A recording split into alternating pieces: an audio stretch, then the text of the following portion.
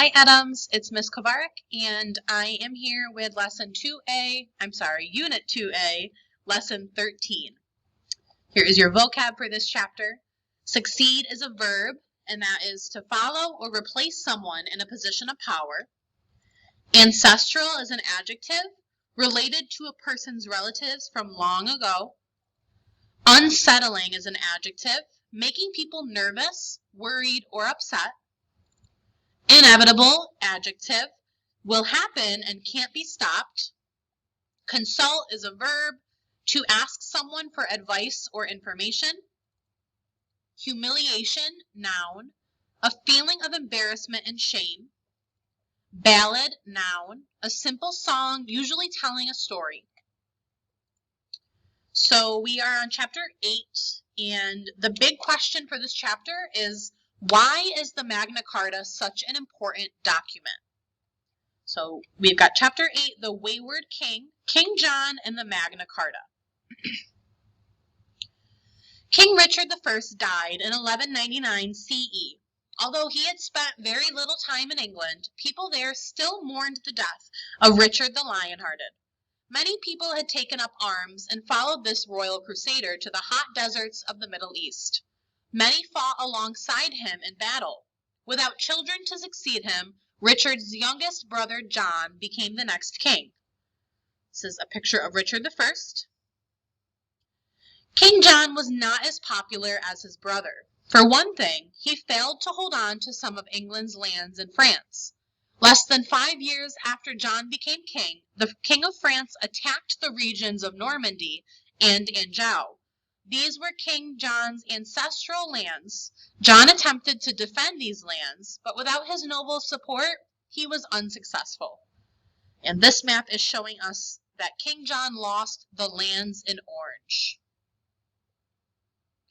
Wars cost money, and someone had to pay for them. To do this, King John raised taxes. He taxed nobles and wealthy merchants, and he placed taxes on cities. He also made it more difficult for people to hunt in the royal forests. Dissatisfaction with King John grew among the ruling class. Then King John claimed church property and disagreed with the Pope's choice of who should become the Archbishop of Canterbury. Now he had yet another enemy. In fact, the Pope was so angry with King John that he instructed the priests in England to limit church services. Most people were prevented from participating in the daily and weekly rituals of the church. These were unsettling times indeed. 2 years later, in 1209 CE, the Pope excommunicated King John. Many of the English lords were now completely dissatisfied with their king. The king was just as unhappy with his nobles. And this says the Pope ordered English priests to limit church services. As a result of the feudal system, nobles had a huge amount of power. King John wanted to lessen their power and claim some of their land. The nobles wanted to limit the king's authority. A major conflict was inevitable. Eventually, King John agreed to the Pope's candidate for Archbishop of Canterbury. But by this time, some of the more powerful nobles had already decided to act against him. In 1215 CE, following another English military defeat in France and additional taxes, these nobles rebelled and turned against King John. They captured London. For a short time, there was a military standoff between the rebellious nobles and King John. An important group of English nobles rebelled against John in 1215 CE. In the summer of 1215 CE, both sides agreed to talk about their differences. After much debate, the nobles presented King John with a list of demands. These demands were written down in a document that later became known as Magna Carta or Great Charter. The charter would guarantee a list of rights to the barons, the townspeople, the church, and freemen. The king was required to consult with the nobles if he wanted to make new laws. The king was also subject to the law of the land. Essentially, Magna Carta limited the king's authority. King John was not pleased. However, it soon became clear that if he did not agree to the charter, his nobles would continue to rebel. In June 1215 CE, an official seal was placed on Magna Carta. Copies of Magna Carta were sent out to different parts of the kingdom.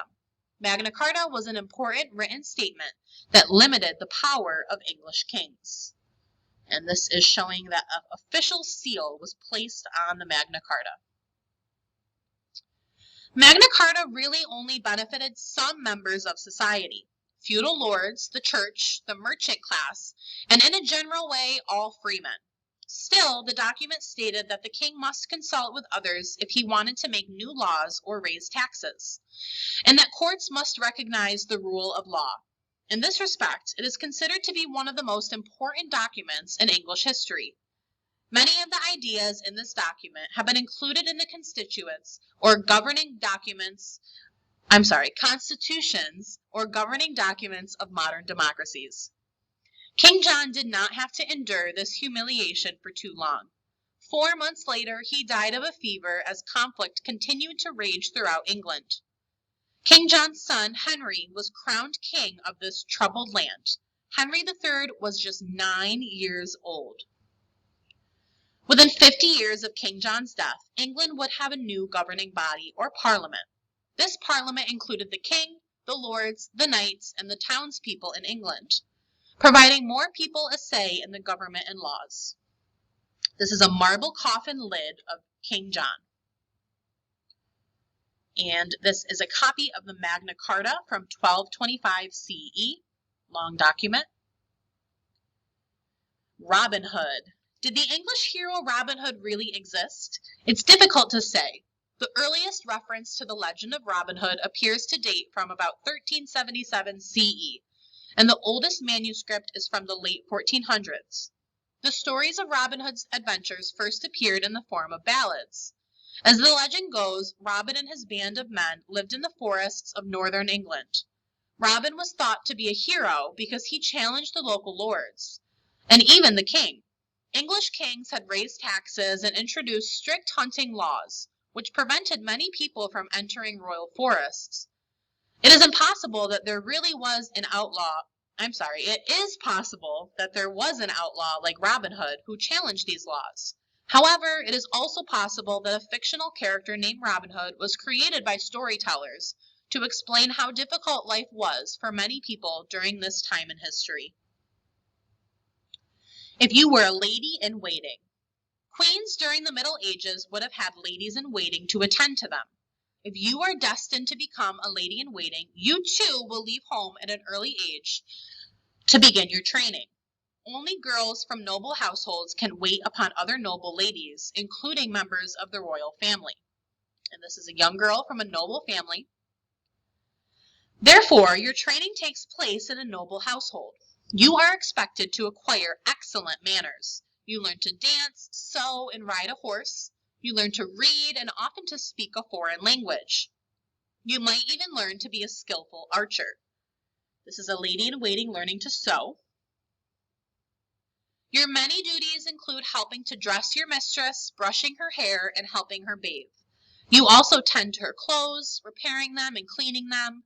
As with all ladies in waiting, the purpose of your training is to ensure you eventually marry a nobleman.